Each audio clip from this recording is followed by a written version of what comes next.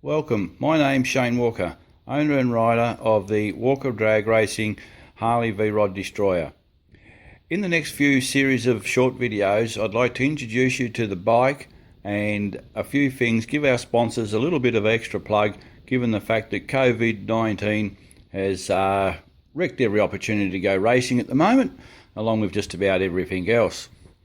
Over the coming short videos, we'll be having a look at the bike, how it behaves, what it takes to make it tick, and what it's like to ride, and a few of the technical features of the bike, just to help those people understand what it is we do and how we do it. Of course, there'll be plenty of people that understand the bike and know all about it, so maybe you guys can tune in somewhere else. I don't know, you still might be interested. As you can see, it's filmed in my garage, so I'm a drag racer and a service advisor, not a filmmaker, so please be kind with your criticism. I've tidied the place up as best I can, and we'll see how we go. In this first introduction video, I'm just going to let you have a little bit of a look at the bike, touch on a few of the different aspects of it, and then in the later ones we'll go in a little bit more in depth as to some of the functions that are unique to the bike, or a drag bike in particular. Just there in the background you can see my lovely wife Mon's scooter. She uses that to tow us around at the drags. The bike doesn't get ridden under its own power unless it's actually on the drag strip. The bike was made in 2006 by Harley. They produced 632 of the V-Rod Destroyers as a limited edition factory drag bike. I imported this bike brand new, unstarted, in the crate from America in 2010, and it's essentially still a stock destroyer. I've forgone the urge to hot it up too much, change it too much, figuring that with only 632 they'll be collector's items down the path. Essentially it's still the road bike frame with a racing front end attached, racing wheels, exhaust, a hotted up motor, and of course racing rear wheels, solo seat, and the obligatory wheelie bars. I'll explain a bit more about their importance later.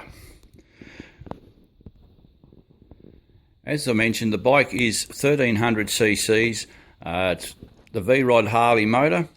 It has larger cams, produces around about 165 horsepower at the back wheel in its current trim.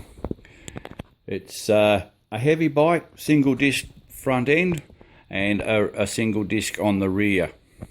Train driven to take the extra horsepower compared to a stock V-Rod.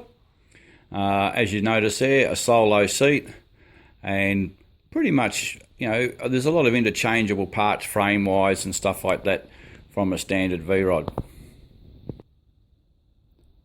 As you can see, the front wheel is a lightweight Performance Machine racing wheel, slick tyre, Performance Machine forks.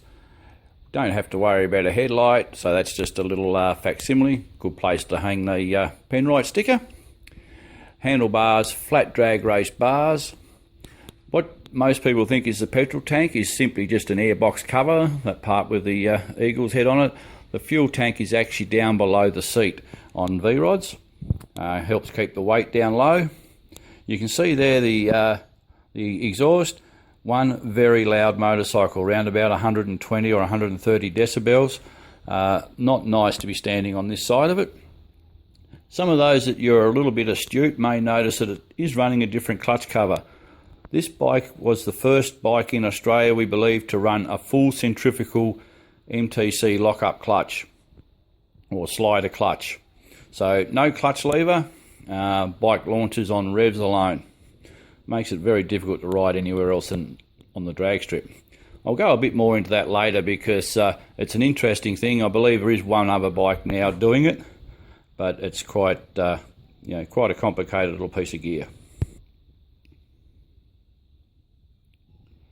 At the rear of the bike we have the 8-inch drag slick. It's very flat, no tread obviously. We run that at around about 10 psi. sometimes maybe up to 10.5, just depending on the track condition. Again, a nicely polished up, took me hours yesterday by the way, Performance Machine racing wheel and the train jive. Down on the left hand side of the bike you can see the foot peg and gear shift relationship. Naturally this bike's air shifted, and I'll go into a little bit more on that later. So there's a pretty quick overview of the bike.